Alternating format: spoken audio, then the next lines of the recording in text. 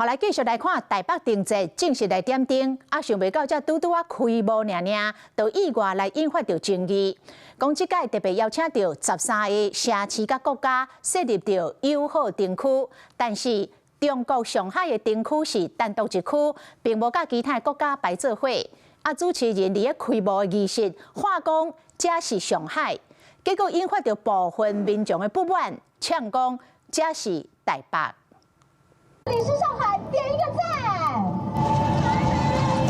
主持人花口号，台北市长蒋万安比一个赞，到民众伫咧下面大声抗议。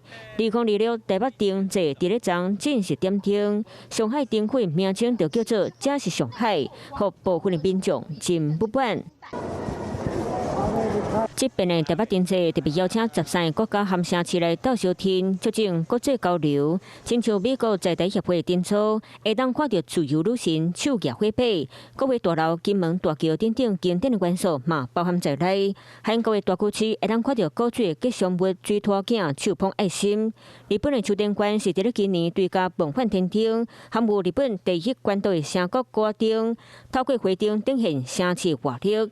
实际来到展览区，发现上海灯区特别醒目，行出圆山捷运站就当看到。虽然顶面写上海市，却无含其他12个城市和国家放点伫咧。 港指挥展览。那昨天好像有民众很反弹，说这里是台北。不会啦，这里是台北市的士林官邸。好，谢谢。